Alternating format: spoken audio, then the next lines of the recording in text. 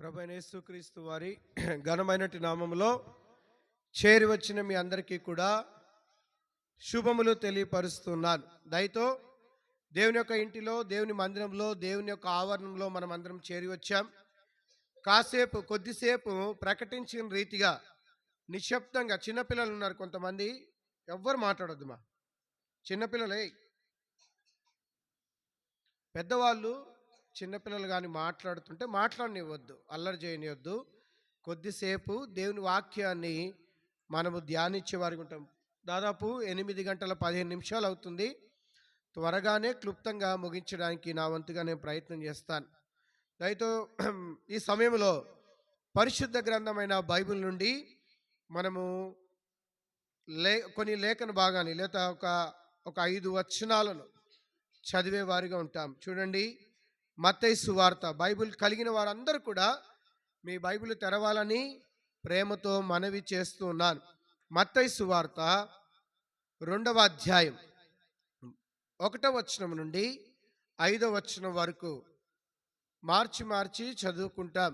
మత్తయి సువార్త 2వ అధ్యాయము 1వ వచనం నుండి 5వ వచనం వరకు మార్చి చదువుతాం. మరొక మనవి, మీ మొబైల్ ఫోన్స్ అన్నీ ఫ్లైట్ మోడ్లోనో సైలెంట్ మోడ్లో పెట్టుకోండి. నాది కూడా ఫ్లైట్ మోడ్లోనే పెట్టుకున్నాను, ఎందుకంటే అది చాలా పెద్ద డిస్టర్బెన్స్.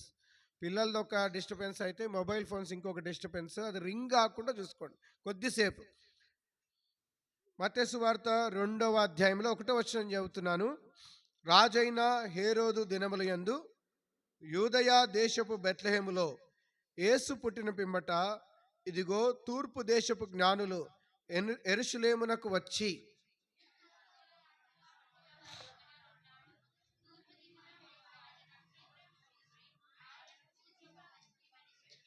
హేరోదు రాజు ఈ సంగతి వినినప్పుడు అతడును అతనితో కూడా యెరూషలేము వారందరూ కలవరపడిరి.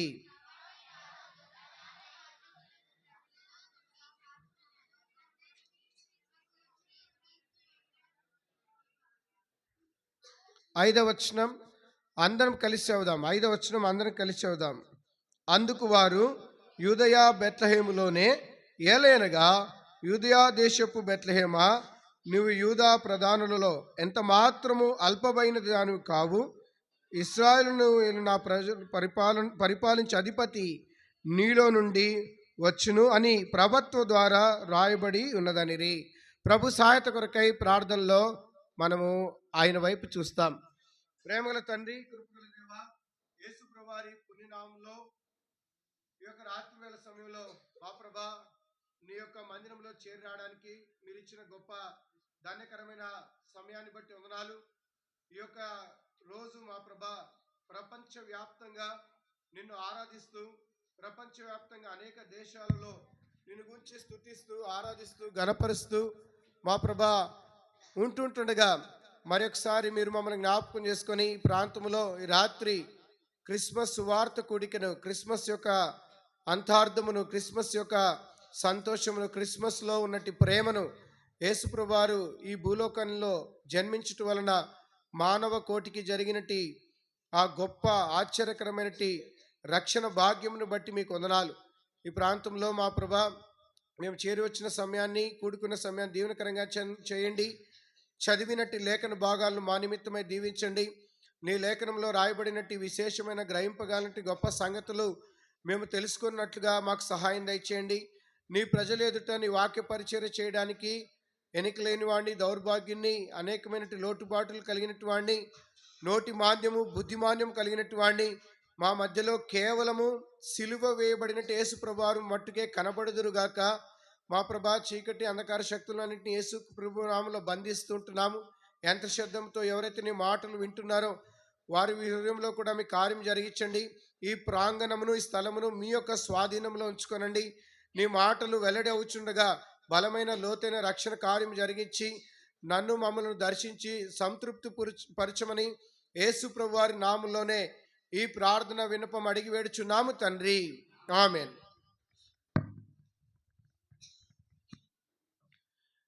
దయతో గమనించినట్లయితే మత్తయి సువార్త 2వ అధ్యాయము మొదటి 5 వచనాలు మనం చదువుతూ వచ్చాం. చదవండి. మత్తయి సువార్త 2వ అధ్యాయం 1వ వచనం. ఎవరైనా? రాజైన హేరోదు దినముల యందు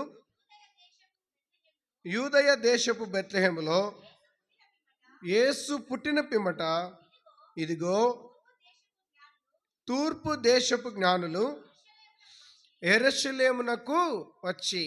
ఇక్కడ రాయబడిన సంగతులు మనము గత ఈ యొక్క క్రిస్మస్ మాసములో అనేక స్థలాల్లో లేక ఎక్కడ చూసినా కూడా ఈ యొక్క యేసుక్రీస్తు ప్రభువారి యొక్క జన్మమును గురించి, యేసుక్రీస్తు ప్రభువారి యొక్క పుట్టుకను గురించి పదే పదే మనం వింటూ వస్తుంటున్నాం. ప్రియమేటి వాళ్ళారా, ఈ యొక్క క్రిస్మస్ ఎలాంటిది, లేకపోతే యేసుక్రీస్తు ప్రభువారి యొక్క జన్మము ఎలాంటిదంటే, ఆయన గనుక యేసు ప్రభువారి లోకములో జన్మించకుండా ఉండుంటే, యేసు ప్రభువారి లోకములో పుట్టకుండా ఉండుంటే మనమందరం ఈరోజు ఇంత సంతోషంగా ఇక్కడికి వచ్చేవారం కాదు. ఈ యొక్క పండగ అనేది మనకు ఉండేది కాదు. చాలామంది అనుకుంటారు కదా, క్రైస్తవులకి ఒక్కటే పండగ అనుకుంటారు, క్రైస్తవేతరులు అనుకుంటారు, క్రైస్తవులు కాని వారు కూడా అనుకుంటారు. అది తప్పు. యేసు ప్రభువారు తెలుసుకున్న వారికి ప్రతిరోజు కూడా పండగే, ప్రతి దినము కూడా పండగనే. ఎందుకంటే ఈ యొక్క ప్రభుని ఎరుగుటలో అంత ఆనందం ఉంది. ఈ యొక్క ప్రభు ఎటువంటి వాడంటే, ఆయన పరలోక రాజ్యములో మన కొరకు స్థిరమైన నివాసమును మన కొరకు ఏర్పాటు చేస్తుంటున్నాడు. అక్కడికి మనం చేరుకోవాలని, దేవునితో కూడా ఉండాలి. ఆ పిల్లల్ని అస్సలు మాట్లాడేద్దామా, లాస్ట్ అబ్బాయిని మా మాట్లాడద్దు, ఈ పిల్లలు మాట్లాడేది, లేకపోతే పెద్దోళ్ళ దగ్గర కూర్చోబెట్టుకొని తీసేసి వీళ్ళని, లేకపోతే బయటికైనా పంపించండి. కాసేపు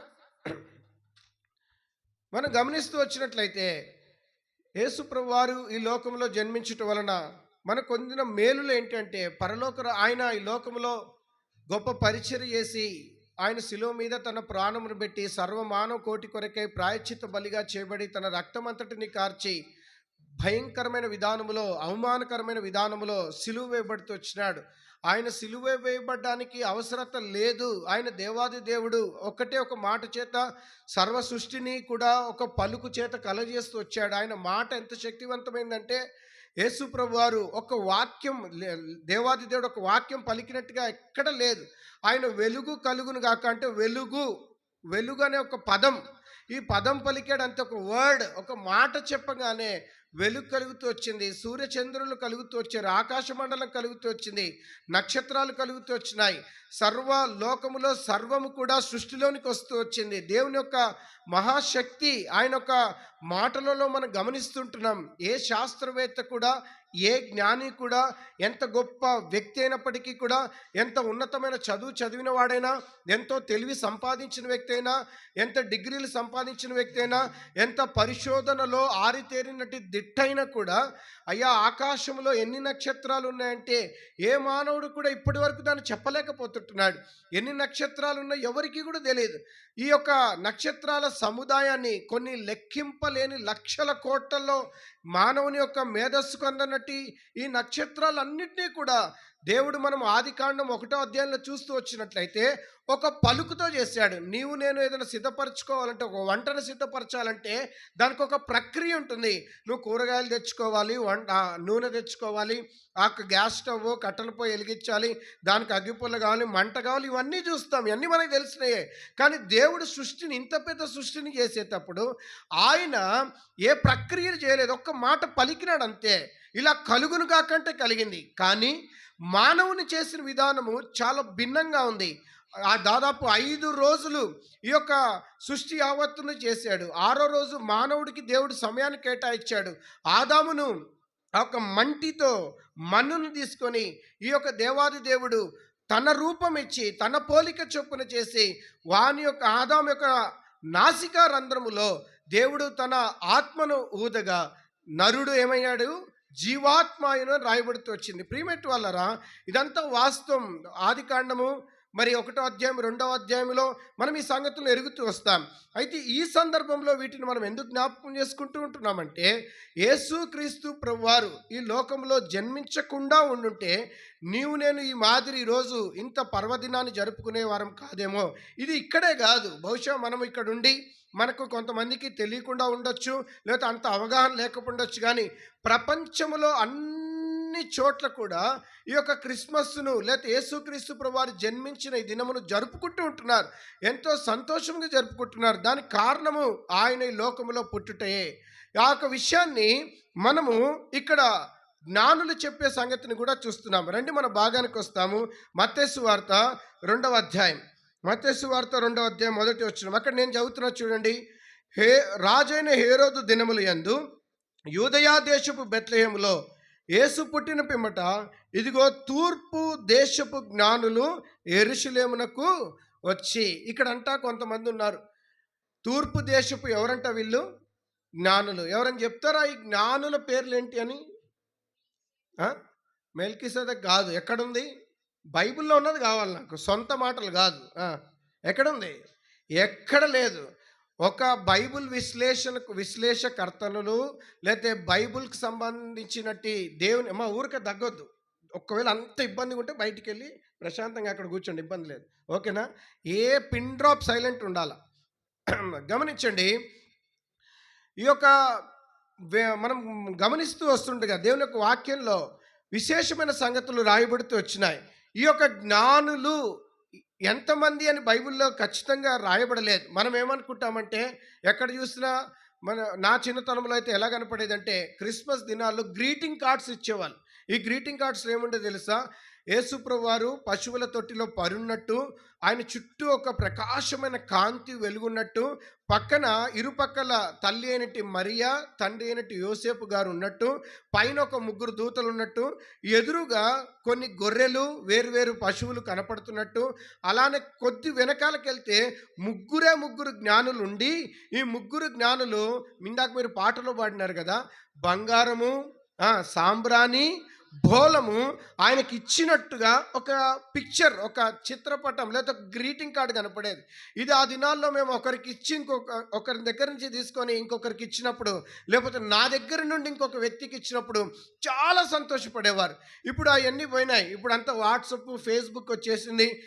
అది వదిలేసి మనము మామూలుగా చెప్పుకుంటుంటున్నాం. కానీ ఇప్పటికీ కూడా మీరు వేరే వేరే స్థలాలకు వెళ్తే, ఎక్కువగా మీరు ఆంధ్రప్రదేశ్కు వెళ్తే అక్కడ గమనిస్తారు. ఇక్కడ ఎక్కువగా వాడల్లో, గ్రామాల్లో, తెలంగాణలో మనం చూడం. కానీ మీరు ఆంధ్రప్రదేశ్ కానీ వస్తే ప్రతి ఊరిలో, ప్రతి గ్రామంలో, ప్రతి ఇంటి దగ్గర కూడా పెద్ద పెద్ద స్టార్లు కడతారు. చాలా చోట్ల ఫ్లెక్సీలు వేస్తారు. ఫ్లెక్సీలు వేసి అక్కడ ఎలా ఉంటుందంటే, ఇందాక నేను చెప్పాను కదా, యేసుప్రభువు వారి మధ్యలో పశువుల తొట్టిలో పరున్నట్టు, అలానే ఒక కాంతి ఉన్నట్టు, ఇరుపక్కల తల్లిదండ్రులు ఉన్నట్టు, ఆ గొర్రెలు, జ్ఞానులు, ఒక బహుమానాలు అనేక మంది వచ్చినట్టు చూస్తాం. కానీ యేసుక్రీస్తు ప్రభువారి యొక్క పుట్టుకలో అంత గొప్పగా అది కనపడట్లేదు. అనగా అంత గొప్పగా ఏమి జరగలేదు. అది దేవాది దేవుడు భూమి ఆకాశము కలగజేసినట్టు యొక్క సృష్టికర్త అయినట్టు దేవుడు ఆయన లోకములోనికి జన్మించేటప్పుడు ఆయన ఎలా జన్మించాడో మనం ఒకసారి చూస్తే మనము నివ్వెరపోయేవారుగా ఉంటాం, ఆశ్చర్యానికి గురైపోయేవారుగా ఉంటాం. అయితే ఈ విషయాన్ని ఇక్కడ 2వ అధ్యాయంలో జ్ఞానుల దగ్గరికి వచ్చినప్పుడు, నిన్నటి దినం గొర్రెల కాపర్ల గురించి విన్నాం. ఇప్పుడు జ్ఞానుల దగ్గరికి వచ్చేటప్పుడు ఈ జ్ఞానులు ఏమంటున్నారో చూడండి. మనం కొద్దిసేపే, ఒక 20 నిమిషాలే జాగ్రత్తగా వినండి. ఈ యొక్క జ్ఞానులంట ఎక్కడికి చెందినవారంటే తూర్పు దేశానికి చెందినవారు. వీరు 3 అని కాదు, 3 అని ఒక అంచనా అంటారు కదా, ఒక అంచనా వేస్తాం. ఇప్పుడు కూడిక 9 గంటలకు అయిపోతుందని ఒక అంచనా, లేకపోతే ఇక్కడ నుండి మనం 10 గంటలకు అందరం వెళ్ళిపోతామని ఒక అంచనా. అలానే 3 జ్ఞానులని బైబిల్ విశ్లేషకర్తలు లేకపోతే బైబిల్కి సంబంధించిన జ్ఞానులు వారు ఒక అంచనా వేశారు. ఏమని? 3 ఉండొచ్చు అని. వాళ్ళు అలా అనుకోవడానికి కారణం ఏంటంటే, వారు యేసుప్రభు వారికి ఆ రోజు సమర్పించిన బహుమానాలు ఎన్నో తెలుసా? 3. ఈ 3టిని బట్టి వీరు అనుకున్నది ఏంటంటే, 3 బహుమానాలు ఇచ్చారు అని 3 జ్ఞానులు అనుకుంటున్నారు. దాని తర్వాత చూస్తూ వచ్చినట్లయితే ఈ యొక్క మత్తయి సువార్త 2వ అధ్యాయంలో మనం గమనించే సంగతి చూడండి. నేనే చదువుతున్నాను. రాజైన హేరోదు దినములు యందు యూదయా దేశపు బెత్లెహేములో యేసు పుట్టిన పిమ్మట తూర్పు దేశపు జ్ఞానులు యెరూషలేముకు వచ్చి, 2వ వచనం, యూదుల రాజుగా పుట్టినవాడు ఎక్కడున్నాడు అని ఒక ప్రశ్న అడుగుతున్నారు. వీరంట తూర్పు దేశపు జ్ఞానులు అని అర్థమైంది. ముగ్గురు అని మన ఒక అంచనా అది. వీరి పేర్లు బైబిల్ ఎక్కడ రాయబడలేదు. కానీ ఒక విశేషమైన సంగతి ఏంటంటే, వీరిని జ్ఞానులు అని బైబిల్ ఎందుకు అంటుంది? ఇది చాలా ప్రాముఖ్యమైన సంగతి. జ్ఞానులు అని బైబిల్ అంటుంది. జ్ఞానులు అన్నారంటే చాలా విశేషమైన సంగతి ఉండాల్సిందే. బైబిలే జ్ఞానులు అంటుందంటే మాటలు కాదు ఆ విషయం. ఎందుకు వీరు జ్ఞానులు అనబడ్డారు? నిజంగా వీరు అంత జ్ఞానం కలిగిన వారా అంటే, అక్షరాలుగా నిజంగా వాస్తవంగా వీరు అంత జ్ఞానం కలిగినవారు. ఎందుకో తెలుసా? వీరు ఒక్కసారి మీరు బయటికి వెళ్ళి చూడండి, ఆకాశం వైపు చూస్తే రాత్రిపూట కదా, ఎన్ని నక్షత్రాలు ఉంటాయో మనము లెక్క పెట్టలేం. ఒకానొక సందర్భంలో అబ్రహాం అని బైబిల్లో ఒక వ్యక్తి ఉంటున్నాడు. ఆయన దేవునికి స్నేహితుడని పేరు పొందాడు. దేవుడు అబ్రహామును అన్ని విధాలుగా దీవించాడు. ఎందుకో తెలుసా? ఈ అబ్రహాము దేవుని మాటను విన్న వ్యక్తి. ఈ అబ్రహాము దేవునికి లోబడిన వ్యక్తి. ఈ అబ్రహాము దేవుని యందు విశ్వాసం ఉంచినట్టు వ్యక్తి. ఈ అబ్రహాము దేవుని మాట పైన నమ్మిక ఉంచినట్టు వ్యక్తి. అన్ని తన జీవితంలో దేవుడు ఆశీర్వాదంగా మార్చాడు. ఆయనకున్న పశువులు, ఆయనకున్న గొర్రెలు, లేకపోతే ఆయనకున్న మందలు, ఆయన కిందనే దాదాపు 300 మంది పనివారు ఉండేవారంట. విస్తారమైన ఆస్తి ఉంది. కానీ ఆయనకు ఒక చిన్న బాధ ఉండేది. ఏంటో తెలుసా? ఆయనకంటూ సంతానం లేదు. ఆయనకు పిల్లలు లేరు, ఆయనకి కుమారులు లేరు, లేదా కుమార్తెలు లేరు, అసలు సంతానమే లేరు. అలాంటి టైంలో ఒకరోజు దేవుడు ఆయనతో మాట్లాడుతూ వచ్చాడు. ఇప్పుడు చాలాసార్లు మనం కూడా అనుకుంటాం, నేను మందిరానికి వెళ్తున్నాను, దేవుని ఇంటికి వెళ్తున్నాను, ప్రార్థన చేస్తున్నాను, వాక్యం చదువుతున్నాను, దేవుడు నాకు ఇది ఇవ్వలేదే, దేవుడు నన్ను మర్చిపోయాడేమో, నా ఇంట్లో ఎందుకు ఈ యొక్క సమస్య ఉంది, ఎందుకు మా ఇంట్లో ఈ అద్భుతం జరగట్లేదు, ఎందుకు దేవుడు నా పట్ల ఆశ్చర్యం చేయట్లేదు, ఎందుకు దేవుడు నాకు ఉద్యోగం ఇవ్వట్లేదు, ఎందుకు మా ఇంట్లోనే ఆర్థిక సంబంధమైన పరిస్థితి, ఎందుకు మా పిల్లలు ఇలా అయిపోయినారు, ఎందుకు ఇతరులు అంతగా వర్ధిల్లుతున్నారు, ఎందుకు ఈ సమస్య నాకు నేను చాలాసార్లు నేను అనుకుంటాం. కానీ ఇక్కడ గమనిస్తూ వచ్చినట్లయితే అబ్రహాము కూడా అలానే అనుకున్నాడు. ఒకరోజు దేవాది దేవుడు ప్రత్యక్షమై అబ్రహాంతో మాట్లాడన్నాడు, అబ్రహామా, నేను నిన్ను ఎంతగానో దీవిస్తాను, ఆశీర్వదిస్తానంటే అబ్రహాం ఏమంటాడు తెలుసా? దేవా, నాకు నువ్వు అన్నీ ఇచ్చావు. నేను లేఖనాలను చూపించట్లేదు, టైం లేదు కాబట్టి. నువ్వు నాకు అన్నీ ఇచ్చావు. నాకు కావలసిన పనివారు ఉన్నారు, నా దగ్గర ఆస్తి ఉంది, పశువులు ఉన్నాయి, కావలసిన అన్నీ నా దగ్గర ఉన్నాయి. కానీ నాకు ఎవరు లేరు, సంతానం లేదు, నాకు చాలా బాధ ఉంది, అనేకులు రకరకాలుగా నన్ను అనుకుంటున్నారు కదా అని బాధపడితే దేవుడు ఏమంటాడంటే, అబ్రహాముకు అర్థం చేయించడానికి నువ్వు ఇంట్లో ఉన్నావు కదా, ఇప్పుడు లోపల మనం ఎట్లున్నామో లోపల ఇంటిలో ఉన్నట్టు అబ్రహాముని బయటికి రమ్మంటాడు. నువ్వు బయటికి వచ్చి ఆకాశం వైపు చూసి ఒక్కసారి ఆకాశ మండలంలో ఉన్నట్టు నక్షత్రాలను లెక్క పెట్టమంటాడు. నాకు అనిపిస్తుంది అబ్రహాం గారు పాపం ప్రయత్నం చేసాడేమో. ఒక ఆయన ఏం చెప్పాడంటే తెలుసా? ఒకసారంట నిజంగానే అబ్రహాం గారు బయటికి వచ్చి ఇలా ఆకాశంలో చూసి, దేవుడు చెప్పాడు కదా, ఆయన వెంటనే దేవుడి మాట వినేవాడు కదా, తక్షణమే లోబడేవాడు కదా అని, నిజంగానే దేవుడు చెప్పాడని ఆకాశ నక్షత్రాల వైపు చూసి 1, 2, 3, 4 అనగానే, ఇందాక మీరు దగ్గినారే అట్లా దగ్గొచ్చిందంట అబ్రహాంకి. దగ్గగానే ఏమైంది? సడన్గా దగ్గిండు, అటు ఇటు చూసేసరికి లెక్క తప్పింది. మళ్ళీ ఏం చేశాడంటే, అరే ఇట్లా కాదు, మళ్ళీ లెక్క పెడదామని 1, 2, 3, 4, 10 దగ్గర రాగానే ఈసారి దగ్గు కాదు, తుమ్ము వచ్చింది. మన తుమ్ములు వస్తుంటాయి కదా, మనకు మందిరంలో వచ్చినప్పుడు ఏమొస్తుంది తెలుసా? ఎక్కడ రాదు అది. మందిరంలో తుమ్ములు వస్తాయి, మందిరంలో కూర్చున్నప్పుడు ఆవలింతలు వస్తాయి, మందిరంలో కూర్చున్నప్పుడు నిద్ర వస్తుంది, మందిరంలో కూర్చున్నప్పుడు అల్లరి చేయాలనిపిస్తుంది, మందిరంలో కూర్చున్నప్పుడే ఎందుకు వస్తుందో తెలియదు. ఒకసారంట ఒక ఆవిడ ఉంది, ఒక సహోదరి ఉంది, ఒక సహోదరుడు ఉన్నారు. వీళ్ళంట వాళ్ళకి ఒక సమస్య వచ్చింది. ఏంటంటే నిద్ర పట్టట్లేదంట. ఎందుకో తెలియట్లేదు. డాక్టర్ దగ్గరికి వెళ్తే డాక్టర్ ఎన్నో ట్యాబ్లెట్లు ఇచ్చాడు, ఎన్నో మెడిసిన్స్ ఇచ్చాడు, ఏది పని చేయట్లేదు. అప్పుడు డాక్టర్ అడిగాడు, ఏంటి మీ సమస్య, ఎందుకు నేను ఇచ్చిన ట్యాబ్లెట్స్ పని చేయకపోవడం ఏంది, నేను ఎవరికి ఇచ్చినా బాగా చేసేవి కదా, ఇంతకు మీకు ఎందుకు నిద్ర పట్టలేదంటే వాళ్ళకి ఏం చెప్పాడు, వాళ్ళు ఏదేదో కారణాలు చెప్పాడు. డాక్టర్ అన్నాడంటే, మీరు ఎవరు వాస్తవానికంటే వీళ్ళు చెప్పినారు, మేము పలానా ప్రాంతంలో ఉంటాము, మేము ఇట్లా ఈ ప్రాంతానికి చెందిన వారం, మేము క్రైస్తవులను, యేసుప్రభు వారిని ఎరిగిన వారం అంటే, ఆ డాక్టర్ ఏమన్నాడో తెలుసా? మీకు ఒక మాట చెప్పాలా, మీరు నన్ను తప్పుగా అనుకోవద్దు, మీరు నన్ను మళ్ళీ బయట వేరేలాగా చెప్పొద్దు, ఎందుకంటే నేను మీలాంటి వాళ్ళు వస్తే కదా నా దగ్గర డబ్బులు వచ్చాయి, తప్పుగా అనుకోవద్దు, మీరు ఒక పని చేయండి అని చెప్పి అంట. ఏం పని చేయాలి సార్ అంటే, మీరు చర్చికి వెళ్ళి కూర్చోండి అన్నాడంట. ఎక్కడికి వెళ్ళి? వీళ్ళు ఎప్పుడు పేరు క్రైస్తవులు కానీ మందిరానికి ఎప్పుడు రాలేదు. పేరు క్రైస్తవులు కానీ వాక్యాన్ని ఎప్పుడు చదవలే. పేరు క్రైస్తవులు కానీ ప్రార్థన ఎప్పుడు చేయలేదు. పేరు క్రైస్తవులు కానీ ఎప్పుడు సువార్తలో పాలు పొందలే. పేరుకు క్రైస్తవులు కానీ ఎప్పుడు దేవుని దగ్గరకు వచ్చిన దాఖలాలే లేవు.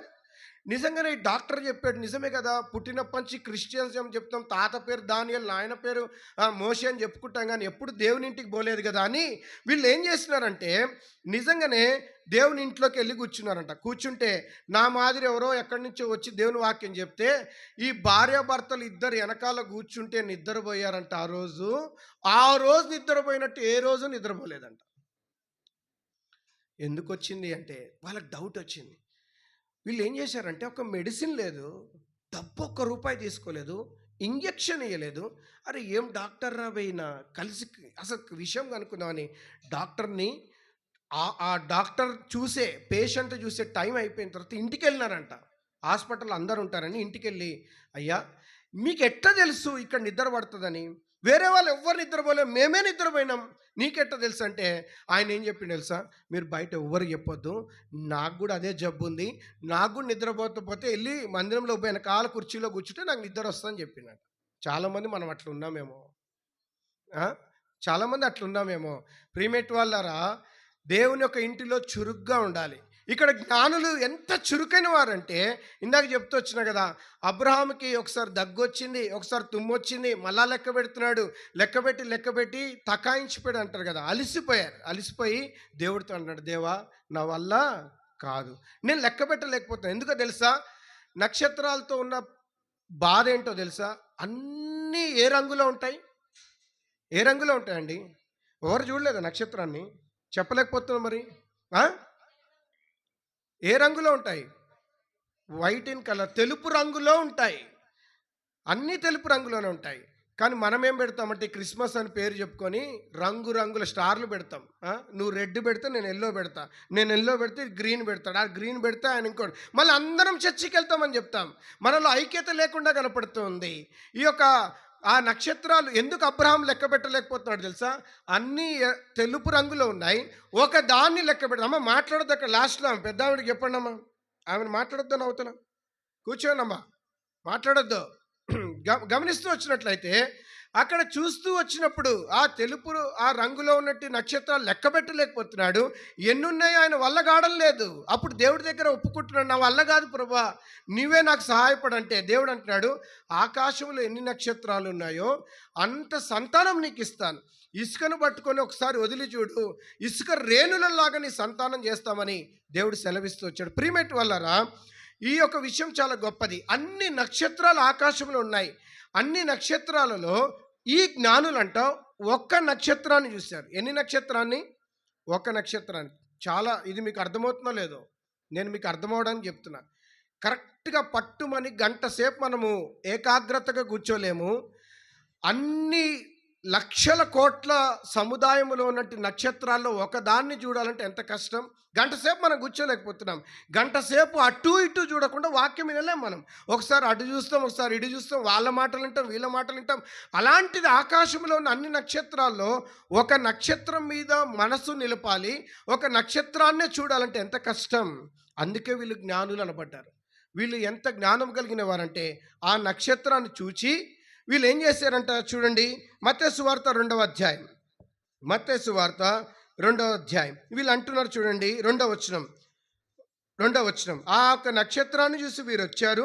తర్వాత వీరు ఏమంటున్నారు చూడండి, 2వ వచనం. యూదుల రాజుగా పుట్టినవాడు. అక్కడ ఫస్ట్ సంగతి ఏంటంటే ఏ ఆధారము లేకుండా వీళ్ళు ఆకాశ మండలంలో చూసి ఆయన యేసుక్రీస్తు ప్రభువారు జన్మించే టైంలో ఒక నక్షత్రము పుడుతుంది అనే సంగతిని ఎరిగి వీరు ఆ నక్షత్రాన్ని ఆధారం చేసుకొని ఎక్కడో చాలా దూరం, దాదాపు కొంతమంది ఏమంటారంటే 2 సంవత్సరాలు ప్రయాణం చేశారంట వీళ్ళు. ఎన్ని సంవత్సరాలు అండి? 2 సంవత్సరాలు. రాత్రి నక్షత్రాల సంగతి మనకు తెలిసిందే. మీరు ఆ చుక్కలు రాత్రి కనపడితే పగలు కనపడవు. ఇప్పుడు వీళ్ళు ప్రయాణం చేయాలంటే రాత్రి ప్రయాణం చేయాలి, పగలు ఏం చేయాలంటే ఒక చోట కూర్చోవాలి. నువ్వు తింటావా పడుకుంటావు నీ ఇష్టం. మళ్ళీ రాత్రి అవ్వంగాల నక్షత్రాన్ని చూడాలి, ప్రయాణం చేయాలి. ఎంత కష్టం! ఏం తినాలో ఆ రోజుల్లో ఇప్పుడులాగా ఫ్రిడ్జులు లేవు, లేకపోతే వంటని దాచిపెట్టుకునే లేదు, లేకపోతే వండుకున్నది పాడైపోకుండా కాపాడుకునే సదుపాయాలు ఏమీ లేవు. కానీ ఈ యొక్క జ్ఞానులు ఎంత గొప్పవారంటే నిజంగా వీరు జ్ఞానులని బైబిల్ ఎందుకు అనిందో తెలుసా? వారు ఆశ చూడండి. వారొక రాజు పుట్టాడు, ఒక రక్షకు పుట్టాడు అనే సంగతి తెలుసుకొని దూర దేశం నుండి ప్రయాణమై యెరూషలేముకు వచ్చారంట. దాని తర్వాత 2వ అధ్యాయం 2వ వచనంలో రాయబడింది, వీరు ఒక మాట అడుగుతున్నారు. వీరంట హేరోదు అనబడే రాజు దగ్గరికి వచ్చి హేరోదు రాజును ఒక ప్రశ్న అడుగుతున్నారు. ఏం ప్రశ్న అడుగుతున్నారు? 2వ అధ్యాయం 2వ వచనం, యూదుల రాజుగా పుట్టినవాడు ఎక్కడ ఉన్నాడు? ఉన్నాడు అనే పక్కన ప్రశ్న గుర్తు ఉంది, క్వశ్చన్ మార్క్ ఉంది. చూడండి, యూత్ స్టూడెంట్స్ కానీ పెద్దవారు కానీ అక్కడ ఏం రాయబడింది? క్వశ్చన్ మార్క్ ఉంది. మనం అడుగుతాం కదా, భోజనం చేసావా అంటే నువ్వు జవాబు ఇవ్వాలా, తిన్నావో తినలేదో. అలానే ఇప్పుడు వీళ్ళు ఏమడుగుతున్నారంటే రాజు దగ్గరకు వచ్చి ఆ యొక్క యెరూషలేములో హేరోదు రాజును కలుసుకొని, అయ్యా యూదుల రాజుగా పుట్టినవాడు ఎక్కడ ఉన్నాడు అంటున్నాడు. ఇప్పుడు ప్రశ్న ఏంటంటే మనం ఆలోచించాల్సిన సంగతి ఏంటంటే, జాగ్రత్తగా వినండి. ఈ యొక్క జ్ఞానులు పుట్టుక నుండి ఏం క్రైస్తవులు కాదు. ఈ జ్ఞానులు నీ మాదిరి నా మాదిరి మందిరానికి వెళ్ళేవారు కాదు ఆదివారము. ఈ జ్ఞానుల చేతిలో నీలాగా నాలాగా దేవుని వాక్యం ఏమీ లేదు. ఈ జ్ఞానులకి నీ మాదిరి నా మాదిరి ఎవరో వచ్చి దేవుని వాక్యం ఎప్పుడు చెప్పినట్టు ఎక్కడ లేదు. ఈ జ్ఞానులు ఎప్పుడు ప్రార్థన చేసింది లేదు. మరికి వీళ్ళకి ఎట్లా తెలిసింది? ఆ ప్రత్యక్షతను వాళ్ళు ఎట్లా పొందుకున్నారో ఒకసారి ఆలోచించండి. వీరు డైరెక్ట్గా హేరోదు దగ్గరకు వచ్చి హేరోదు రాజుని అంటున్నారు, యూదుల రాజుగా పుట్టినవాడు ఎక్కడ? వారికి ఏమర్థమైంది తెలుసా? మనకి చాలామంది మీరు క్రైస్తవుల దగ్గరికి వెళ్ళి మీరు ఇంటికి వెళ్ళిన తర్వాత మీరు క్రిస్మస్ ఎందుకు జరుపుకుంటారంటే రకరకాలుగా చెప్తారు. యేసు ప్రభు పుట్టాడని ఒకరు చెప్తారు, బాలయేసు అని చెప్తారు, లేకపోతే రక్షకుడు అని చెప్తారు. కొంతమంది మా దేవుడు కాబట్టి మేము జరుపుకుంటాం అని చెప్తాడు, రకరకాలుగా చెప్తాడు. కానీ దేవుని యొక్క వాక్యం సెలవిచ్చేది ఏంటంటే సర్వలోకమంతటికి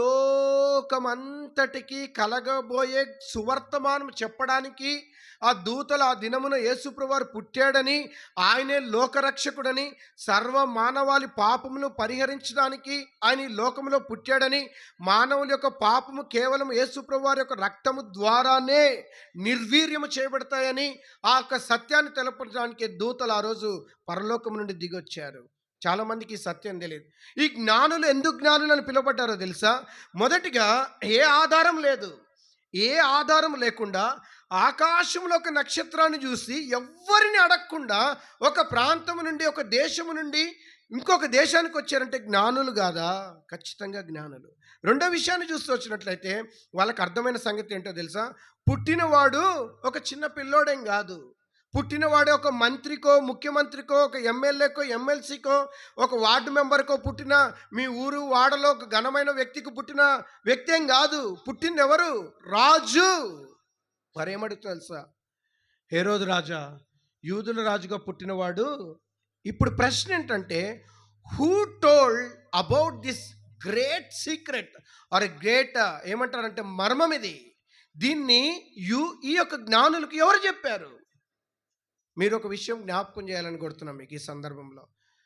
యేసుప్రభు వారు సిలువ వేయబడినప్పుడు ఆయనతో పాటు ఇంకా ఎంతమంది సిలువ వేయబడ్డారు చెప్తారు ఎవరైనా?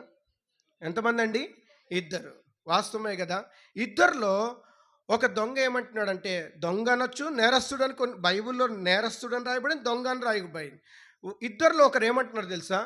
నువ్వు దేవుడు కుమారుడు అయితే, ఇప్పుడు లోకంలో బయటికి వెళ్తే అంటారు, మీరు సువార్త చెప్పేటప్పుడు అంటారు, నువ్వు దేవుడు అయితే నిన్ను నువ్వేం చేయాలా? నువ్వు రక్షించుకో, మమ్మల్ని కూడా ఏం చేయి? రక్షించుకో. నీవు మమ్మల్ని రక్షించు, నేను రక్షించుకో. ఎందుకు ఆ బాధ? ఎందుకని దెబ్బలు తినాలా? ఎందుకు నీ సరస్సు మీద ముళ్ళ కిరీటం? ఎందుకు నీ చేతులలో శీలలు కొట్టుకోవాలా? ఎందుకు నీ కాళ్ళలో మేకులు కొట్టాలా? ఎందుకు నీ వీపు దుమ్మపడాలా? ఎందుకు నీ గడ్డం పెరికి వేయబడాలా? ఎందుకు అన్ని గాయాలు పొందాలి? ఎందుకు నువ్వు ఛిద్రమైపోవాలి? ఎందుకు నువ్వు అంతగా బాధను అనుభవించాలి? నువ్వు దేవుని కుమారుడు అంటున్నావు కదా. You save your self, then save our self also. నిన్ను నువ్వు రక్షించుకో, మమ్మల్ని కూడా. ఇది బయట అడిగే ప్రశ్న. సిలువను గూర్చిన వార్త నశించిపోచున్న వారికి వెర్రితనం. కొంతమంది ఉంటారు, వాళ్ళకి తెలియదు. వాళ్ళు ఏమనుకుంటారంటే, ఏం భక్తిరా, ఈరోజు పండగ గదా! పండగ గదా! చక్కగా ఇంట్లో కూర్చొని ఏదన్నా వండుకొని తిని పడుకుంటే సంతోషం గాదా? ఏమి ఇక్కడికొచ్చి కూర్చోవాలా? ఏం భక్తి అనుకుంటారు. కాదు సుమా, నువ్వు ఈ రాత్రి ఇక్కడ గనిపేది, లేకపోతే దేవుని ఇంట్లో గడిపేది దేవుడు ఎప్పుడు మర్చిపోడు. దేవుడికి తగ్గ విధానంలో నీకు ఆయన దీవిస్తాడు, ఆశీర్వదిస్తాడు, బలపరుస్తాడు, నీ అక్కరను తీస్తాడు, నేను దర్శిస్తాడు. నువ్వు ఏ బాధలో ఉన్నావో, ఏ దుఃఖంలో ఉన్నావో, నీ సమస్య ఏంటో నాకు తెలియకపోవచ్చు, కానీ దేవుడు చూచుచున్న దేవుడు అన్నీ ఎరిగి ఉన్నాడు. గమనిస్తూ వచ్చినట్లయితే ఈ జ్ఞానులు వాళ్ళకు ఒక ప్రత్యక్షత లభించింది. వాళ్ళు అర్థం చేసుకున్న సంగతి ఏంటో తెలుసా? పుట్టినవాడు ఎవరు? రాజు. ఇదే సంగతిని ఆ శిలువ మీద దొంగల్లో ఒక దొంగేమో, నువ్వు రక్షకుడు అయితే, దేవుడు అయితే రక్షించుకో అని చెప్పాడు. ఇంకొక దొంగ ఉంటున్నాడు పక్కన. ఆయన ఏమంటున్నాడు తెలుసా? ఆ దొంగని అంటున్నాడు, నీవు నేను ఇదే శిక్షలో ఉన్నాం, నిన్ను నన్ను శిలువ మీద పెట్టారు, ఓకే, నీవు నేను చేయాల్సిన పనులన్నీ చేసినాం, నీకు నాకు శిక్ష పడింది. అయితే ఆయన ఏమంటాడంటే, యేసు ప్రభువారి వైపు చూసి, యేసు, నీవు నీ రాజ్యముతో వచ్చినప్పుడు నన్ను ఏం చేసుకోవాలి? జ్ఞాపకం చేసుకో అంటే యేసు ప్రభువారు ఏమన్నాడండి ఆ మాటకి? నిశ్చయముగా నేడే నీవు నాతో పరదేశంలో, వెంటనే చెప్పాడు దేవుడు, వెంటనే జవాబు ఇచ్చాడు. ఇప్పుడు నాకు ఒక్క డౌట్ వచ్చింది, మీరు ఎవరైనా జవాబు తెలిస్తే చెప్పండి. శిలువ మీద వేలాడుతున్న దొంగకి యేసు ప్రభు మరలి వస్తాడని, యేసు ప్రభుకు రాజ్యం ఉందని ఎవరు చెప్పారు? ఒకసారి ఆలోచించండి. జ్ఞానులకు ఎవరు చెప్పారు? శిలువ మీద వేలాడుతున్నట్టు దొంగలకు ఎవరు చెప్పారు? ఇదే పరిశుద్ధాత్మ దేవుని కార్యం. ఈ కొంతమంది గ్రహించలేని వారికి దూతలు వచ్చి గొర్రెల కాపలు చెప్పినారు. తారొచ్చి, ఆ నక్షత్రం కూడా దేనికి వచ్చిందంటే యేసుప్రభు వారి దగ్గరికి తీసుకొచ్చింది. ఏదైనా కూడా లాస్ట్లో యేసుప్రభు వారు లేకుండా నువ్వు ఎన్ని క్రిస్మస్లు చేసినా, యేసుప్రభు వారు ఆ పశువుల తొట్టిలో పరుండబెట్టడం సంగతి తర్వాత, నీ హృదయంలో పశువుల తొట్టి ఎట్లుంటుంది మీ అందరికీ తెలిసిన సంగతే కదా. పల్లెటూరులోకి వెళ్తుంటే మనం చూడగలుగుతాం. ఈ పశువుల తొట్లు ఎట్లుంటాయంటే, అవి వాస్తవానికి పశువులకు తొట్టి అంటే దాన్ని దేనికి ఉపయోగిస్తారో మనకు తెలుసు. ఆ ఒక పశువులు తినడానికి తౌడు అంటారు కదా, తౌడు వేస్తారు. ఇంకా నేను చూస్తూ వచ్చినప్పుడు అయితే, మా నాయనమ్మ ఉన్న టైంలో నాకు గుర్తు, మేమన్నా రాత్రి ఏమన్నా అన్నం తింటే అది మిగిలిపోతే పడేయకుండా తీసుకెళ్ళి ఏం చేసేవాళ్ళు తెలుసా?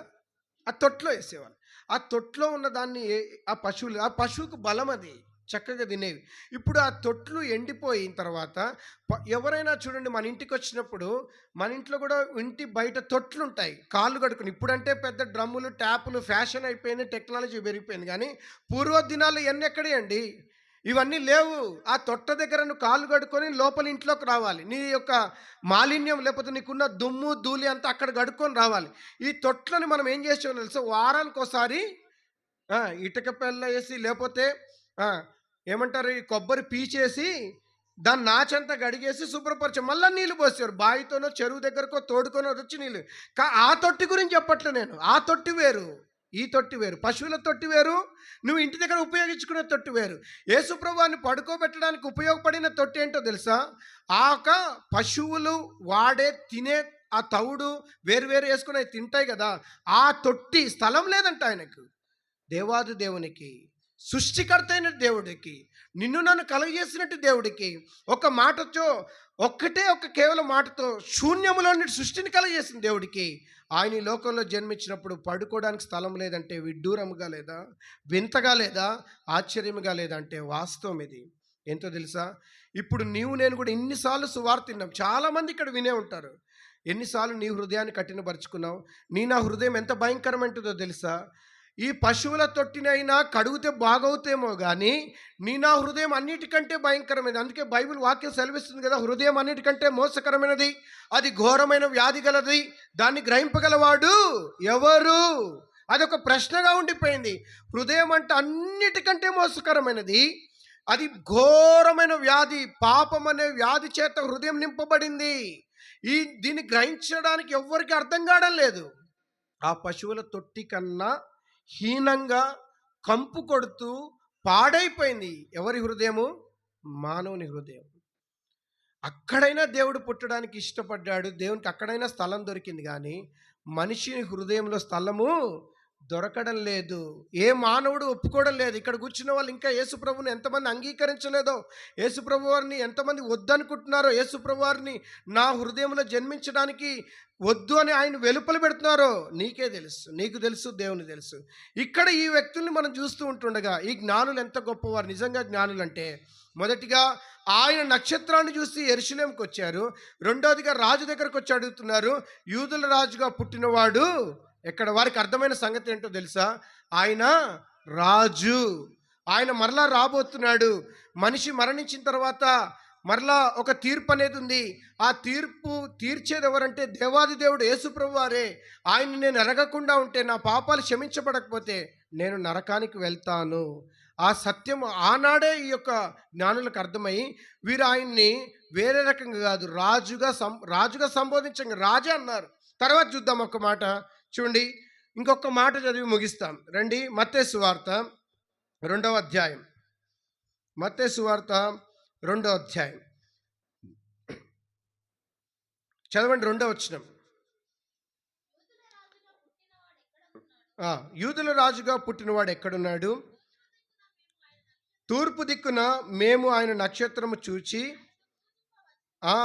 ఎందుకు వచ్చారంట తెలుసా? ఆయన్ని పూజించడానికి వచ్చారు. తర్వాత చదవండి. హేరోదు రాజు ఈ సంగతి విన్నప్పుడు అతడును అతనితో కూడా యెరూషలేములో వారందరూ కలవరపడిరి. చాలు, ఇక్కడ ఒక్క విషయం గమనించండి, ఇదే లాస్ట్ పాయింట్. యూదుల రాజుగా పుట్టినవాడు ఎక్కడున్నాడని ఈ యొక్క జ్ఞానులు యెరూషలేములో ఉన్న రాజు అయినట్టు హేరోదుని అడిగాడు.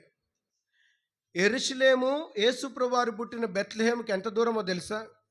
గట్టిగా 9 కిలోమీటర్ల కంటే ఎక్కువ ఉండదేమో. 9-10 కిలోమీటర్ల కంటే ఎక్కువ ఉండదు. అయితే గమనించాల్సిన సంగతి, ఎక్కడో వేరొక దేశంలో ఉన్న రాజులకు జ్ఞానులకు అర్థమైంది రాజు పుట్టాడని, రక్షకుడు పుట్టాడని. ఆ ఒక రాజ్యాన్ని పరిపాలిస్తున్న రాజుకు తెలియదు, హేరోదుకి ఏమని? యేసుప్రభు వారు పుట్టారని తెలీదు. ఆయన ఏం చేస్తున్నాడో తెలుసా? యూదుల రాజుగా పుట్టాడనే సంగతి విన్నప్పుడు ఆయనకి ఏం కలిగిందంట? కలవరం వచ్చిందంట. భయం కాదు, కలవరం. కలవరం అంటే కన్ఫ్యూజన్. కొంతమంది ఉంటారు ఊరిక కలవరంలో ఉంటారు. ఏమైపోద్దో, రేపు ఏమైపోద్దో, మా పిల్లల భవిష్యత్తు ఏంటో, నాకు వివాహం అయిద్దో లేదో, నాకు ఉద్యోగం వచ్చిద్దో లేదో, నాకు ప్రమోషన్ వచ్చిద్దో లేదో, లేకపోతే నేను ఇల్లు కడతానో లేదో, లేకపోతే నాకు ఏమైపోద్దో, మా అమ్మ సంగతి ఏంది, మా నాన్న సంగతి ఏందని రకరకాల ఆలోచనలో పడిపోతుంటున్నారు. ఇప్పుడు హేరోదు ఒక కలవరంలో పడిపోయినాడు. ఆయన కలవరం ఏంటో తెలుసా? నేను రాజుని కదా, మళ్ళా యూదుల రాజుగా పుట్టినవాడు ఎక్కడ? ఆయన ఎవరు? మరి నా సంగతి ఏంటి? నా రాజ్యం పోతుందా? నేను వెళ్ళిపోతానా? నా పరిస్థితి ఏంది? నేను చనిపోతున్నా. ఆయనకి ఏం కలవరం ఉందో, ఆయనతో పాటు ఉన్న వారందరూ కలవరం గురైపోయినారు. ఇప్పుడు ఏం చేస్తున్నారంటే చూడండి, మత్తయి సువార్త 2వ అధ్యాయం 4వ వచనం. కాబట్టి రాజు ప్రధాన యాజకులను ప్రజల నుండి శాస్త్రులను అందరినీ సమకూర్చి క్రీస్తు ఎక్కడ పుట్టినని వారిని అడుగగా. ఇక్కడ చాలా ప్రాముఖ్యమైన విషయం ఇది. దాదాపు 10 కిలోమీటర్ల దూరంలో ఉన్నట్టు ఆ బెత్లెహేములో పుట్టిన యేసుప్రభు వారి యొక్క జన్మం గురించి ఎవరికి తెలీదు? రాజుకు తెలియదు. మీకు అర్థమవుతుందో లేదో ఈ విషయం? ఒక స్కూల్ ఉంటే, స్కూల్లో పిల్లలు ఉన్నారనుకోండి, పిల్లలకు పాఠాలు చెప్పే మాస్టర్ గారికి పాఠం తెలియదంటే ఎట్లా వింతగా ఉంటుందో, అలానే రాజ్యాన్ని పరిపాలిస్తున్న రాజు ఆయన ధర్మశాస్త్రంలో కానీ దేవుని వాక్యంలో కానీ దాన్ని ఆధారం చేసుకొని పరిపాలించాల్సిన రాజు ఈయన ఏమడుగుతున్నాడంటే, అవునా, జ్ఞానులు వచ్చి చెప్పేంతవరకు అవునా రాజా యేసుప్రభు వారా ఎక్కడ పుట్టాడు అని తెల్లమొహం పెట్టాడు. చాలామంది క్రైస్తవులు నేడు ఇప్పుడు అట్లనే ఉన్నారు. పేరుకి క్రిస్మస్ జరుపుకుంటారు కానీ అసలు ఆయన ఎందుకు ఈ లోకంలో పుట్టాడు? ఏదో కేక్ కోసుకోవడానికి, పండగ కొరకు, వేరువేరు వాటి కొరకు కాదు.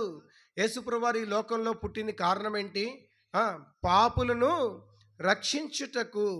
అందుకే మాట రాయబడింది చూడండి, మత్తయి సువార్త 1వ అధ్యాయం 21వ వచనం చదవండి. ఆమె ఒక కుమారుని కనును, తన ప్రజలను వారి పాపముల నుండి ఆయనే రక్షించును గనుక ఆయనకు యేసు అని పేరు పెట్టెదవనెను. అక్కడ ఒక మాట మీరు చూస్తూ వచ్చినట్లయితే, తన ప్రజలను వారి పాపముల నుండి ఆయనే రక్షించును. ఆయన కూడా రక్షించును కాదు, జాగ్రత్తగా చూడండి. ఆయన కూడా అంటే ఆయనతో పాటు ఇంతకుముందు కొంతమంది పుట్టారు, తర్వాత పుడతారు, వారితో పాటు ఈయన కూడా అని చెప్పొచ్చు. యేసుప్రభు వారు అలాంటి దేవుడు కాదు. ఆయన్నే రక్షించును అంటే ఆయన తప్ప ఇంకెవరు లేరు అని అర్థం. నీవు నీ పాపాలు క్షమించబడాలంటే, నువ్వు మోక్ష మార్గము చేర్చబడాలంటే యేసుప్రభు వారే మార్గము, సత్యము, జీవము. ఈ సంగతి నీకు అర్థమవుతే నీ క్రిస్మస్ నువ్వు ఏమైనా చేసుకో, నువ్వు ఎంతైనా వండుకో, ఎంతైనా తిను, ఎన్ని కొత్త బట్టలన్నా వేసుకో, రోజు వేసుకో, రేమండ్ షూ వేసుకో, బెంజ్ కారు కొనుక్కో, యాపిల్ ఫోన్ 100 కొనుక్కో, తప్పు లేదు. ఎప్పుడు ప్రభుని ఎరిగి నిజమైన క్రిస్మస్ జరుపుకుంటే సంతోషమే. అంతేకాకుండా ఆ ఒక ప్రభుని హృదయంలో చేర్చుకోకుండా నువ్వు ఎన్ని పండగలన్నా చేయి, ఊరు వాడ తెలంగాణ, ఆంధ్రప్రదేశ్, ఇండియా మొత్తానికి భోజనాలు పెట్టించు, పెద్ద పెద్ద ప్రముఖులను పిలిపించి కేక్ గోపించు, పోస్టర్లోని ఫోటోలు వేపించుకో, ఇంకా స్టార్ పెట్టు, తర్వాత క్రిస్మస్ ట్రీ పెట్టు, ఏదైనా పెట్టు. ఇవన్నీ ఎన్ని చేసినా ఆయన లేకుండా చేస్తే ఏమీ లాభం లేదు. ఒకరోజు రాత్రి పేతురు అనే శిష్యుడు ఒకతను కొంతమంది ఆ సముద్రంలోకి వెళ్ళి రాత్రి అంతా చేపలు పట్టడానికి ప్రయత్నం చేస్తే ఒక్క చేప పడలేదంట. అకస్మాత్తుగా యేసుప్రభు వారు అక్కడికి వచ్చారు. ఏమన్నాడంటే, అయ్యా రాత్రంతా మేము ఎంత ప్రయాసపడ్డాం, పట్టినోళ్ళు ఎవరో తెలుసా, వెళ్ళింది ఎవరో తెలుసా, జాలరులు అంటే ఆ చేపలు పట్టే ఆ పనిలో, వృత్తిలో చేయి తిరిగిన వాళ్ళు, నైపుణ్యం కలిగినట్టు వాళ్ళు. వాళ్ళకి తెలుసు చేపలు ఎట్లా పట్టాలి, ఎప్పుడు పట్టాలి, ఎంత లోతుకెళ్ళి పట్టాలి, ఎంత దోణలు తీసుకెళ్ళాలి, వలలు ఎంత బలంగా ఉండాలి, ఏం ఆహారం వేస్తే చేపలు దొరుకుతాయి, ఎంత వరకెళ్ళి పట్టాలి, అన్నీ తెలుసు. రాత్రంతా అంటే రాత్రి దాదాపు 10 గంటలు ట్రై చేశారేమో. అప్పుడు వచ్చాడు యేసుప్రభు వారు. వచ్చి ఏమన్నాడంటే, ఏం జరిగింది, చేపలు పట్టారంటే ఒక్కటి కూడా దొరకలే, మేము రాత్రంతా కష్టపడ్డాం. అప్పుడు ఆయన ఒక్క మాట చెప్పాడు, మీరు కొద్దిగా ముందుకెళ్ళి అక్కడ వేయండి వల అన్నాడు. అప్పుడు వరకు వాళ్ళు వేసింది అక్కడ. ఏమైందేమో కానీ దేవుడు చేసిన ఆశ్చర్యకార్యం ఏంటంటే, దేవుని మాట వింటే అద్భుతాలు జరుగుతాయి, దేవుని మాట వింటే ఆశ్చర్యాలు జరుగుతాయి. దేవుని యొక్క మాటలంత శక్తి ఉంది, చాలామందికి తెలియదు ఆ సంగతి. ఆయన ఏం చేస్తాడో తెలుసా, ఆ పేతురు గారు యేసుప్రభు వారి యొక్క మాట విని ఎప్పుడైతే వల వేశాడో, వలలు విసిరారో, వలలు ఏమైనా అంటే బయటికి లాగేటప్పుడు పిగిలిపోవడం అంటే వల ఎంత గట్టిగా ఉంటుందో తెలుసా, వల ఎంత గట్టిగా ఉంటుందంటే చాలా దాన్ని తెంపలేం చేతులతో. చేపలు ఎన్ని పడ్డాయంటే వలలే తెగిపోయినాయంట. ఎవరిని బట్టి, రాత్రంతా వాళ్ళు చేస్తున్నారు కదా, రాత్రంతా ప్రయాసపడ్డారు కదా, ఎక్కడ పోయినాయి చేపలన్నీ. కానీ యేసుప్రభు వారు ఎప్పుడైతే ఒక్క మాట చెప్పాడో ఆ మాటను బట్టి జరిగినాయి. నా జీవితంలో కూడా నేను గమనిస్తూ వచ్చినప్పుడు నేను చూస్తూ వచ్చా కదా, నేను నా ఉద్యోగం కానీ, నా వివాహ విషయంలో కానీ, నా పరిచయ విషయంలో కానీ ఎప్పుడైతే దేవుడు నాకు చెప్పినట్టు చేశానో అన్నిట్లో సక్సెస్ అయ్యాను. అంతకుముందు చాలాసార్లు అన్నిట్లో ఫెయిల్ అయిన వ్యక్తిని నేను కూడా. చదువులో ఫెయిల్ అయ్యాను, 10th ఫెయిల్ అయ్యాను, ఇంటర్లో ఫెయిల్ అయ్యాను, డిగ్రీలో ఫెయిల్ అయ్యాను. కానీ ఎప్పుడైతే నా జీవితాన్ని దేవుని దగ్గర పెట్టి, ప్రభా నా ఫ్రెండ్స్ అంతా లైఫ్ సెటిల్ అయిపోయింది, చక్కగా మ్యారేజెస్ చేసుకున్నారు, ఉద్యోగాలు వచ్చేసినాయి, నా పరిస్థితి ఏంటి అంటే దేవుడు నాతో కూడా ఏం మాట్లాడంటే, నువ్వు మందిరానికి వచ్చిపోతున్నావు, మందిరానికి వెళ్తున్నావు కానీ దేవుని వాక్యం నువ్వు వినట్లేదు, మందిరానికి వెళ్తావు కానీ అక్కడ పోయి నిద్రపోతున్నావు, మందిరానికి వెళ్తున్నావు కానీ నువ్వు దేవుని మాటలు మనసు ఉంచుకోవట్లేదు, మందిరానికి వెళ్తున్నావు కానీ యేసుప్రభు వారిని లేక నన్ను నీ హృదయంలో చేర్చుకోలేదు, మందిరానికి వెళ్తున్నావు కానీ నన్ను ఆరాధించట్లేదు, మందిరానికి వెళ్తున్నావు కానీ వాక్యం చదవట్లేదు. కొంతమంది ఉంటారు కదా, ఈ బైబిల్ ఈరోజు పట్టుకుంటే మళ్ళీ వచ్చే క్రిస్మస్కే పట్టుకుంటారు. ఈరోజు తెరిస్తే ఎప్పుడు తెరుస్తారు మళ్ళా. చాలామందికి ఉన్న గొప్ప విశేషం అంటే ఈ రోజుల్లో కూడా చదవడానికి రాదు, అన్నీ తెలుసుకుంటారు మళ్ళా. ఊర్లో విశేషాలు అన్నీ కావాలా, బయటికి వెళ్ళి కూర్చుంటే అన్ని విషయాల గురించి వింటాం కానీ దేవుడు వాక్యం ఏం బోధిస్తుందో తెలియదు. నేను ఒక చిన్న ఉదాహరణ చెప్పి ముగిస్తాను. ఒకసారి ఒక సేవకుడు, ఒక పాస్టర్ గారు ఉన్నారంట. ఆయన అంట, చూడండి దేవుని వాక్య విషయంలో చెప్తున్నాను, ఈ రోజుల్లో ఎలా ఉంటున్నారో ఉదాహరణకి. ఒకసారి పాస్టర్ గారు ఏం చేశారంటే, ఒక ఊరికి వచ్చాడు. అక్కడ 6 నెలలు పని చేశాడు, సువార్త ప్రకటిస్తున్నాడు, వాక్యం చెప్తున్నాడు. ఆయన ఏం ఆలోచిస్తున్నాడు, ఇక్కడ ఉన్న వారందరూ కూడా ప్రభువులోనికి నడిపించబడాలా, వీళ్ళంతా పరలోక రాజ్యాన్ని స్వతంత్రించుకోవాలి, వీళ్ళంతా దీవించబడాలి, ఆశీర్వదించబడాలి, దేవుని ఆశీర్వాదాలు పొందుకోవాలని చాలా గొప్ప పరిచయం చేస్తున్నాడు. అయితే వారికి ప్రతిరోజు ఆయన ఏం చెప్పేవాడంటే, మీరు ఏం చేయొద్దు, ప్రొద్దున్నే లేచినప్పుడు మీరు ప్రార్థన చేసుకోండి లేవగానే, తర్వాత ప్రార్థన చేసుకొని ఏం చేయాలా, మోకాళ్ళ మీద దేవుని వాక్యాన్ని చదవండి అనే సంగతి నేర్పించారు. అందరూ పాటిస్తున్నారు, కొంతమంది ఒక కుటుంబం పాటించలేదు. వీరు ఏం చేశారంటే, వీళ్ళు చాలా డబ్బున్న వాళ్ళు, సంపన్నవంతులు. ఒక టైం వచ్చింది, వీళ్ళు ఒకరోజు ఈ పాస్టర్ గారిని మీ మాదిరే మా ఇంట్లో మీటింగ్ పెడుతున్నాము, మీరు రండి అని చెప్తే పాస్టర్ గారు వెళ్ళారంట. అయితే వీళ్ళు ఎంత గొప్పలో తెలుసా, వాళ్ళు ఆ రోజు మీటింగ్ అయిపోయిన తర్వాత ఆ పాస్టర్ గారికి వెండి పళ్ళెములో మంచి భోజనం పెట్టారు. వెండి పళ్ళెంలో భోజనం చేస్తే పాస్టర్ గారు అనుకున్న, అబ్బా వీళ్ళు ఎంత ప్రేమ గల వాళ్ళు, ఎంత మంచివారు, నాకు ఏ పళ్ళెంలో తెచ్చారు, ఇస్తరాకు కాదు, ప్లాస్టిక్ ఇస్తరాకు కాదు, ప్లాస్టిక్ గ్లాస్ కాదు, లేకపోతే పింగాణి ప్లేట్ కాదు, లేకపోతే స్టీల్ ప్లేట్ కాదు, దేంట్లో తెచ్చారంట భోజనం, వెండి పళ్ళెం. ఎంతో సంతోషపడ్డాడు. తర్వాత ఆయన ఏం చేశాడంటే, వారు తింటూ ఉన్న తర్వాత అది ముగించిన తర్వాత కొద్దిగా స్వీట్ తీసుకొచ్చారంట, మిఠాయి. ఆ స్వీట్ కూడా వెండి గిన్నెలో తెచ్చారంట. ఆయన ఇంకా సంతోషపడిపోయాడు. ఆ వెండి గిన్నెలో స్పూన్ కూడా, ఇప్పుడు మనకైతే బయట అంతా ప్లాస్టికే, అవును కదా. నువ్వు తాగే వాటర్ ప్లాస్టిక్ బాటిలు, నువ్వు తినే భోజనం ప్లాస్టిక్ పేపరు, నువ్వు తినే టీ కూడా ప్లాస్టిక్ కప్, అన్ని ప్లాస్టిక్ అయిపోయినాయి. కానీ వాళ్ళు ఎంత గొప్పవాళ్ళు, ఎంత ధనికులో చూడండి.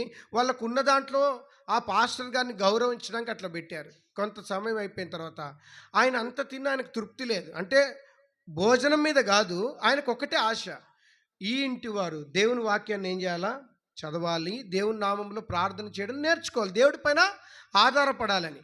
ఆయన ఏం చేశారంటే, వీళ్ళు నిజంగా బైబిల్ చదువుతున్నారు లేదా, సరే ఒక చిన్న టెస్ట్ పెడదాం, ఒక పరీక్ష పెడదామని వాళ్ళంతా భోజనం చేసిన తర్వాత వాళ్ళు వేరు వేరు పనులకు వెళ్ళిపోతారు కదా, ప్లేట్లు తీయడానికి ఒకరు, నాప్కిన్ తీయడానికి ఒకరు, అట్లా వెళ్ళిపోతుంటే ఆయన ఏం చేశాడంటే, ఆ వెండి స్పూన్ తీసుకొని వాళ్ళ అటకలో, ఇలానే అటకలో బైబిల్ ఉంది చూసారా, ఎక్కడ పోయినా బైబిల్ ఒకటి ఉంటుంది, అట్లా కనపడిందా, అట్లనే పెట్టినారు వాళ్ళు కూడా, మీరు పెట్టినట్టే పెట్టినారు వాళ్ళు కూడా. అది అప్పటికే తుప్పు పట్టిపోయి పాతగా ఉంది, దానికి జిప్ ఉందంట, జిప్ బైబిల్ అంటారు. బైబిల్లో చాలామంది పెడతారు కదా, వాగ్దానాలు పెడతారు, కొంతమంది డబ్బులు పెట్టుకుంటారు, కొంతమంది కీస్ దాచి పెడతారు. అసలు ఇది ఎట్లుంటుందంటే బీరు అలాగా వాడతారు కొంతమంది, అదేందో తెలియదు. అయితే వాళ్ళు కూడా ఆయన ఏం చేస్తున్నాడంటే, ఆ వెండి స్పూన్ చెంచాను తీసుకొని పెట్టేసి కామ్గా అక్కడ పెట్టేశాడు. వీళ్ళంతా తీసేసి ఆయన ప్రార్థన చేస్తే చాలా సంతోషపడ్డా, బాబు పాస్టర్ గారు మా ఇంటికి వచ్చి మా కొరకు మంచి వాక్యం చెప్పి ప్రార్థన చేశాడు, చాలా సంతోషంగా ఉంది మాకని చాలా ఖుషి అయిపోయారు. అంతా అయిపోయిన తర్వాత ఆయన దారిని వెళ్ళిపోయాడు. అన్నీ తీసేటప్పుడు, అంట్లు కడిగేటప్పుడు ఏం కనపడలేదు, ఏ స్పూన్ అండి అది, వెండి స్పూన్ కనపడలేదు. నాలాంటోడైతే వెంటనే ఏమనుకుంటాడో తెలుసా, ఖచ్చితంగా ఎవరు తీసి ఉంటారు, పాస్టరే. కరెక్ట్, మీ డౌట్ నా డౌట్ ఒకటే, ఎవరు తీశారు దీన్ని, పాస్టరే. నాకు కొంత మనలో ప్రతి ఒక్కరి చోట ఒక గుంపు ఉంటుంది, ముందు బయటపడరు, తర్వాత చెప్తారు బయటకు వచ్చి.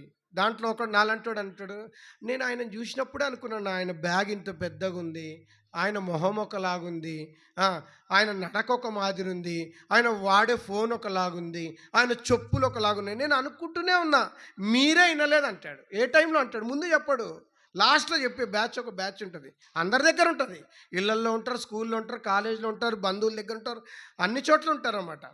ఇంకొకరు ఉన్నారు, ఒకరు అన్నారు, అయ్యో మనం అట్లా అనకూడదు, దేవుని దాసుడిగా, మనకు తెలుసుకోలే, మనం చూసాము ఆయన తీసింది, ఎందుకు అట్లా అనుకోవాలా, మన కొరకు ఎంత మంచి వాక్యం చెప్పి ప్రార్థన చేస్తాడు కదా, ఎందుకు అట్లా తప్పుగా అనుకోవాలి, తెలుసుకోకుండా అనకూడదు కదా అని ఇంకొకరు అన్నారంట. ఎవరు, మీలాంటి మంచోళ్ళు. నాలాంటోడు ఏమన్నాడు, పాస్టరే తీసాడు అన్నాడు. మీరేమన్నారు, తీయలేదన్నారు. అర్థమైనా, మీరేమన్నారు, తీయలే. నేనేమన్నా, తీసాన్నా. ఇప్పుడు ఎవరు దొంగ, నేనే కదా. అయితే ఏం జరిగిందంటే, వాళ్ళు వెళ్ళిపోయినారు.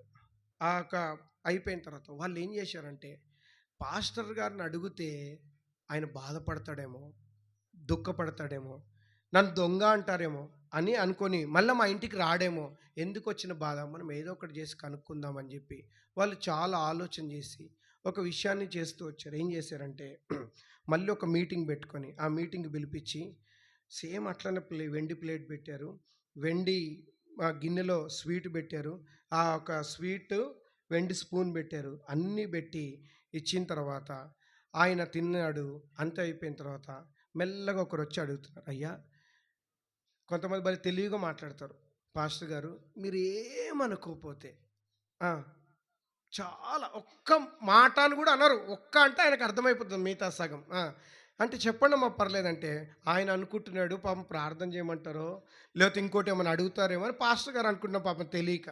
కానీ వీళ్ళేమంటున్నారంటే చిన్న విషయం మీతో చెప్తాం, మీరు ఏమనుకోవద్దు, మళ్ళీ మీరు అనుకుంటే మేము బాధపడతాం, అందరం బాధపడతాం అంటే ఆయన అసలు ఏమనుకోను, మీరు మీరు నాకు తెలుసుగా మీ గురించి, మీరు చాలా మంచోళ్ళు అంటే మళ్ళీ అంటున్నారు, లేదు లేదు మీరు ఏమన్నా అనుకుంటారేమో అని మా భయం అన్నారు. నేను ఏమనుకోను, మీకు మాట ఇస్తున్నా అంటే మెల్లగా ఏం చెప్పంటే, లాస్ట్ టైం ఆగస్టు 2వ తారీఖు మా ఇంట్లో మీటింగ్ పెట్టినాం, మీరు వచ్చారు, చాలా మంచి వాక్యం చెప్పారు, అందరూ సంతోషపడ్డారు, మేము కూడా చాలా సంతోషపడ్డాం, మీకు ఒక మంచి విందు చేసామంటే ఆయన చెప్పాడు, అవును ఆ రోజు మీరు ఇట్లనే ఏం పెట్టారు, బోటీ పెట్టారు, తలకాయ కూర పెట్టారు, కాళ్ళ కూర పెట్టారు, చేతులు నడుము చెవులు అన్నీ పెట్టారు, మీరు చాలా మంచోళ్ళు, నాకు అన్నీ గుర్తున్నాయి, స్వీట్ కూడా గులాబ్ జామ్ పెట్టారు, రసగుల్లా పెట్టారు, రసమలై పెట్టారు, అన్నీ చెప్పారంట.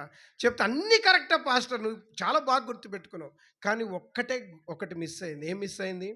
ఆ రోజు ఏమైందంటే మీరు మళ్ళీ ఏమనుకోవద్దు అన్నారంట. ఏమనుకోను, నేను ఎందుకు అనుకుంటాను, నాకు అన్నీ గుర్తున్నాయి అంటే, ఆ రోజు మా ఇంట్లో వెండి స్పూన్, స్పూన్ అంటే చెంచా కదా, అది కనపడలేదు. పొరపాటున పాపం మీకు తెలియకుండా ఏమన్నా మీ జోబులోకి కానీ, మీ యొక్క కింద పాకెట్లోకి కానీ, లేకపోతే మీ బ్యాగ్ వేసుకొస్తారే, ఆ బ్యాగులోకి ఏమైనా వచ్చిందేమో అంతే, కానీ వచ్చిందని అనట్లే అని మా డౌటు అంటే, ఆయన ఏమన్నా అంటే, సరే మీ స్పూన్ దేవుడు మీకు ఇస్తాడు, మనకు తప్పకుండా మీ స్పూన్ దొరుకుతుంది, నాకు ఒక్క మాట చెప్పండి అన్నాడు. ఆయన ఏమడిగాడంటే, ఒక చిన్న విషయం అడుగుతాను, 6 నెలల నుంచి మీ కొరకు ప్రార్థన చేస్తాం, మీ దగ్గర సువార్త చేస్తాం, మీరు చాలా మంచి కుటుంబం, దేవుడు మీకు అన్ని ఇచ్చాడు, ఉద్యోగం ఇచ్చాడు, మంచి కుటుంబాన్ని ఇచ్చాడు, సంతానం ఇచ్చాడు, ఆస్తిని ఇచ్చాడు, కావాల్సిన కార్లు బైకులు మీరు అన్నీ ఉన్నాయి కదా, దేవుడు మీకు అన్నీ ఇచ్చాడు, దేవుని దగ్గరికి ఎందుకు వచ్చి మీరు స్థిరపరచబడట్లేదు, స్థిరంగా ఉండట్లేదు, మీరు వాక్యం చదువుతున్న ప్రార్థన చేస్తున్నారు అంటే, వాళ్ళు ఏం చెప్పారంటే, మా దగ్గర ఫ్యామిలీ బైబిల్ ఉంది, అక్కడ పెడతాము, రోజు మేము అది చదువుతామని చెప్పారు. ఉట్టిదే, అబద్ధం అని.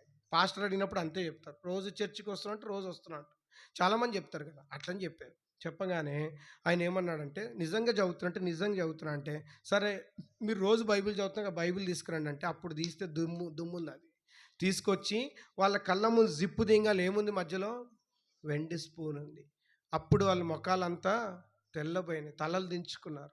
అంటే వాళ్ళు నిజం చెప్పారా, అబద్ధం చెప్పారా? అబద్ధం చెప్పారు. చాలాసార్లు నేను దేవుని దగ్గర అట్లనే చేస్తాం, ప్రభా ఇంకొకసారి అబద్ధం ఆడను, ఇంకోసారి నీ ఇంటిని విడిచిపెట్టను, ఇంకోసారి వాక్యం చదవకుండా మానేయను, ఇంకోసారి ప్రార్థన చేయకుండా నా దినమును నా రోజుని ఆరంభించను, నేను మంచిగా ఉంటాను, నేను ఒక తీర్మానం చేసుకుంటాను, నా హృదయాన్ని నీకు అప్పగిస్తాను, నీ ఇంటిని ప్రేమిస్తాను, నీ వాక్యాన్ని ప్రేమిస్తాను, నీ సన్నిధిలో కనపడతాను అంటూనే ఉంటాము, కానీ మాట మీద నిలబడతాను. ఈ రాత్రి ఒకసారి నువ్వు పరీక్ష చేసుకో, నీ హృదయాన్ని ప్రశ్నించుకో. యేసుప్రభు వారు నీ హృదయంలో జన్మిస్తేనే నిజమైన క్రిస్మస్కి అర్థం ఉంది, లేకపోతే మనం ఇలాంటి క్రిస్మస్లు ఎన్ని జరుపుకున్న వ్యర్థమే. దయతో కళ్ళు మూసుకోనండి, మోకాల మీదకి రండి, ప్రార్థన చేసుకుంటాము.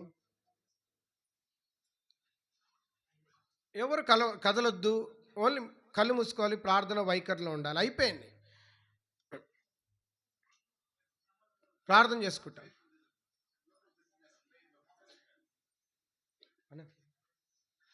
ప్రార్థన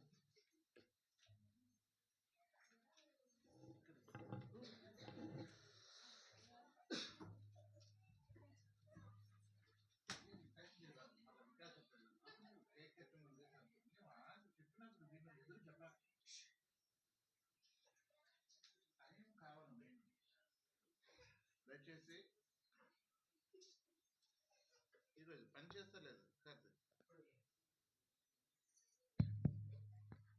మోకరించండి అందరూ.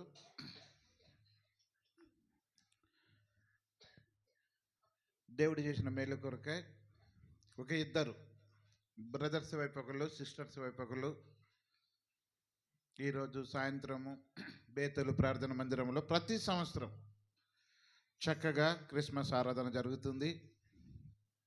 చాలామంది వచ్చారు కాబట్టి ఈ యొక్క క్రిస్మస్కి వచ్చిన ప్రతి దేవుని బిడ్డలు